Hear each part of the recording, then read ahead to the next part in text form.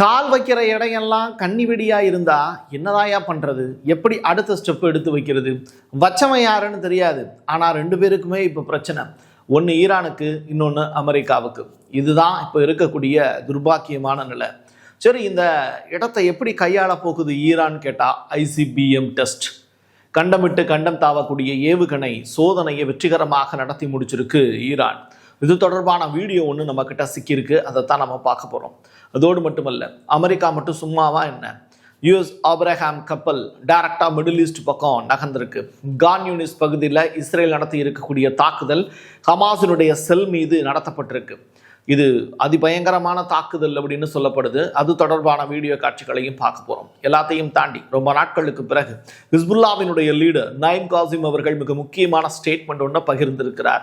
ஒட்டுமொத்த வேர்ல்டு வைடாக நடக்கக்கூடிய இம்பார்ட்டண்டான செய்திகள் ஈரான் அமெரிக்காவோடு தழுவலாக. வாங்க பார்க்கலாம் உறவுகளே. இது பிரசாத் சிக்னேச்சர். சென்னையோட மற்றொரு அடையாளம் M1 மொபைல் ஷோரூம். உலகத்தரம் வாய்ந்த மொபைல்களை உள்ளூர் சந்தையில் கம்மியான ரேட்டுக்கு, அதுவும் ஆஃபரோட கொடுக்குறாங்க. வாரண்டியோட கேரண்டியும் கன்ஃபார்ம். எல்லா டைப் ஆஃப் மொபைலும் இங்கே வாங்கலாம். ஆன்லைன்லேயும் இருக்குது, ஆஃப்லைன்லேயும் வாங்கிக்கலாம். தொடர்புக்கு 7305258665 இந்த நம்பருக்கு காண்டாக்ட் பண்ணுங்க. உங்களுடைய தொழில் சம்பந்தமான விளம்பரங்களை நமது சேனலில் ஒளிபரப்ப உங்களுக்கான அருமையான வாய்ப்பு. வெலி அஃப்ரியாட் அப்படிங்கிற ஒரு இடம். இந்த இடத்துல நடத்தப்பட்டு இருக்கக்கூடிய தாக்குதல் மட்டுமல்ல, மொத்தமாக ஈரான்ல 3 இடங்கள்ல ஒரு அதிபயங்கரமான தாக்குதல் நிகழ்த்தப்பட்டிருக்கு. இது எதனால நடத்தப்பட்டது அப்படிங்கிற விவரம், யாரால நடத்தப்பட்டது அப்படிங்கிற விவரம் கிடைக்கல. நிலம் அதிர்ந்தது, மக்கள் உணர்கிறார்கள், வீட்டை விட்டு வெளியே ஓடி வருகிறார்கள். ஒரு பெரிய சத்தம் ஒன்று கேட்குது. ஆனால் அந்த சத்தத்தால் ஏற்பட்ட பாதிப்பு என்ன அப்படிங்கிறத மக்களால் உணர முடியல.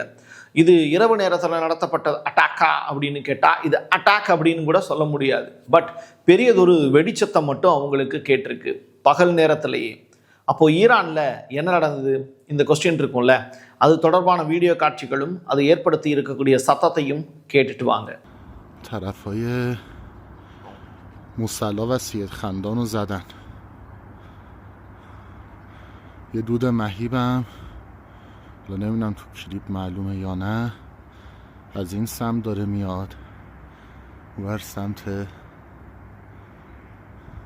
غربه، ولی اون دود مهیبی که اونجا هست دود شدید و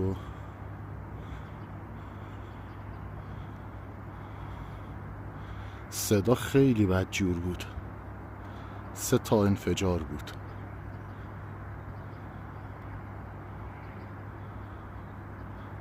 ஹிஸ்புல்லாவினுடைய தலைவர் நயீம் காசிம் அவர்கள் பேசியிருக்கார் ரொம்ப நாளைக்கு பிறகு. வீடியோவாகவும் வெளியிட்டிருக்கு.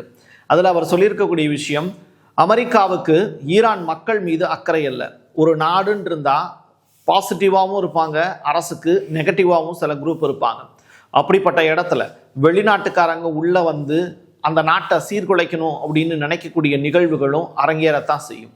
இப்போ அமெரிக்கா இந்த சூழ்நிலையை தனக்கு சாதகமாக பயன்படுத்தி ஈரானுடைய செல்வ வளத்தை பறிக்கிறதுக்கு நினைக்கிறாங்க அப்படின்னு ஒரு பகிரங்க புகார் ஒன்று சுமத்தியிருக்காரு. இது உண்மையா அப்படிங்கிறத நீங்கள் யோசிச்சு பார்த்துக்கோங்க. பட் நயீம் காசிமினுடைய உரை லெபனான் மட்டுமல்ல, ஒட்டுமொத்த இஸ்லாமிக் ரெவல்யூஷன் அப்படிங்கிற அந்த இடத்துக்கு சொந்தமானது. அவங்க இவருடைய ஸ்பீச்சை ரொம்ப உன்னிப்பாக கவனிப்பாங்க. US F-15 இந்த விமானம் அமெரிக்காவிலிருந்து கிளம்பி சிரியாவை நோக்கி பயணப்படுது. சிரியாவை நோக்கி போய் அல்கொய்தாவினுடைய 2 முக்கிய தலைவர்களை கொலை செஞ்சுட்டு திரும்பி வந்திருக்கு அப்படிங்கிற செய்தி வெளியாயிருக்கு. இது ரொம்ப ரொம்ப முக்கியத்துவம் வாய்ந்தது. உலகம் முழுவதும் இந்த பயங்கரவாத அச்சுறுத்தல் அப்படிங்கிறது நிலவுது. அதற்கு எதிராக அமெரிக்கா செயல்படும் போது சில இடங்களில் மகிழ்ச்சி தான். ஆனால் அநேக இடங்களில் அவங்க நில ஆக்கிரமிப்பு, அந்த நாட்டினுடைய செல்வத்தை சுரண்டுவது மட்டுமே இலக்காக கொண்டு ஈராக்கில் எப்படி சதாம் ஹுசேன் அவர்களை கொலை செஞ்சாங்களோ அதே மாதிரியான ஒரு நிகழ்வுகள் அரங்கேறுவது ஏற்புடையது அல்ல.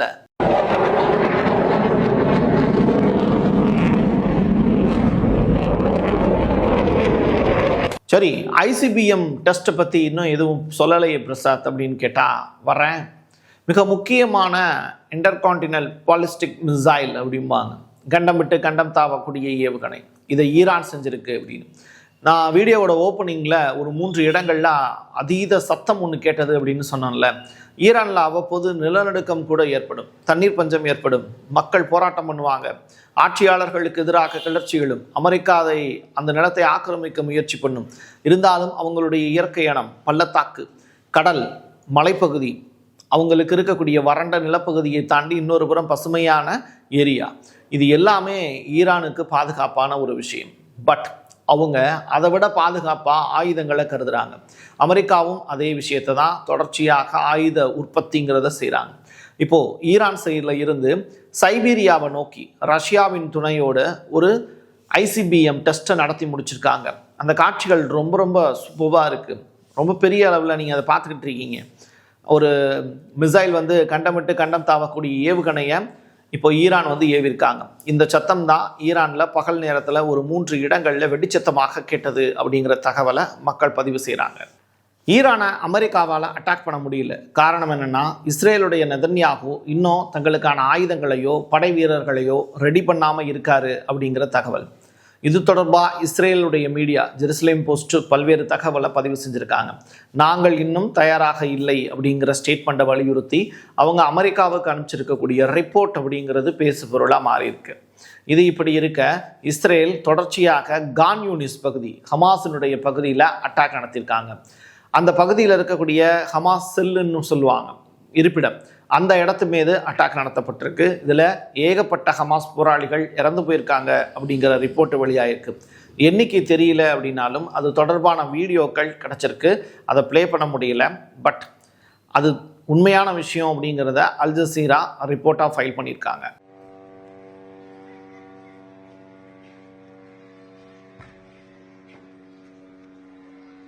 ஸ்டார்லிங்கருடைய செயல்பாடு மறுபடியும் ஈரானில் தலை தூக்கிடுச்சு அப்படின்னு சொல்கிறாங்க.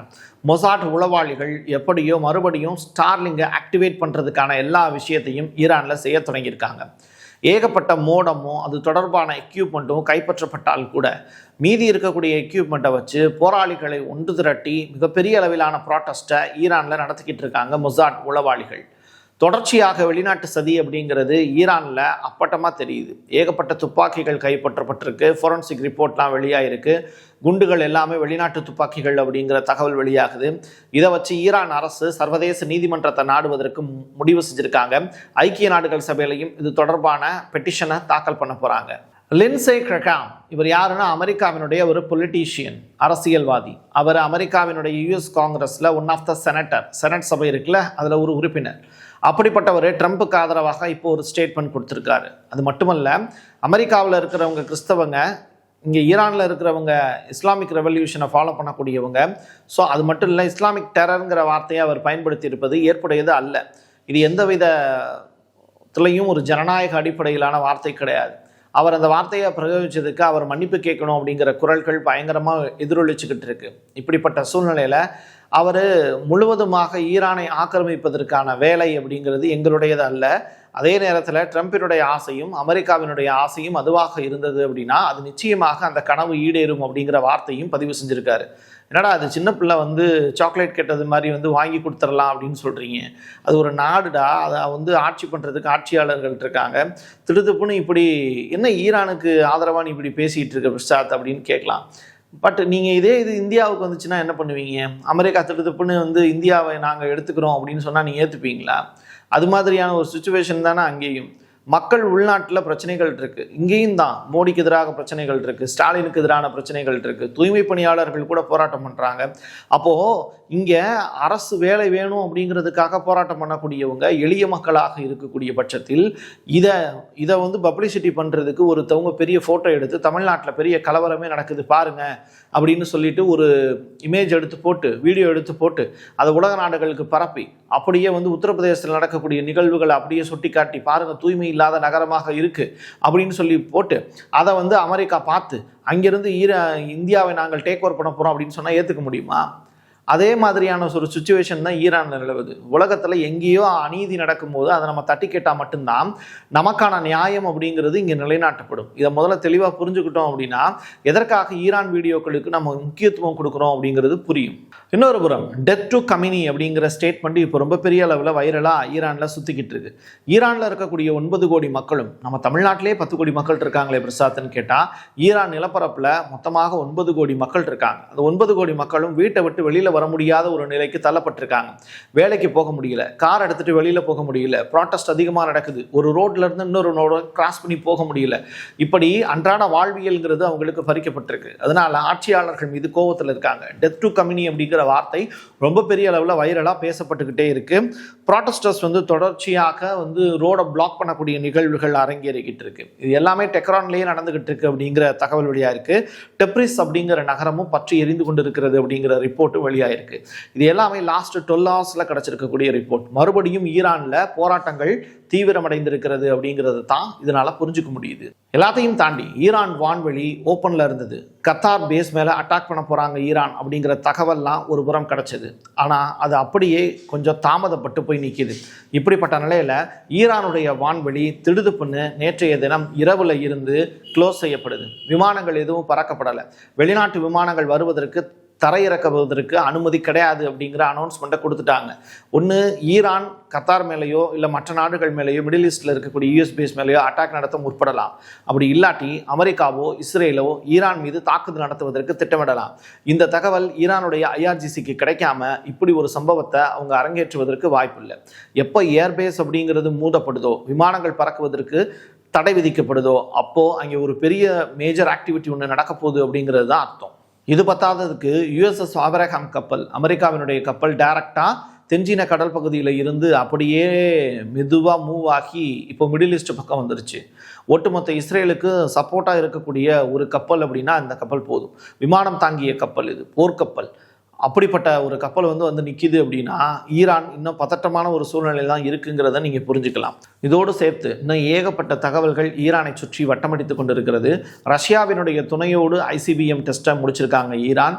இது சாதாரண விஷயம் கிடையாது.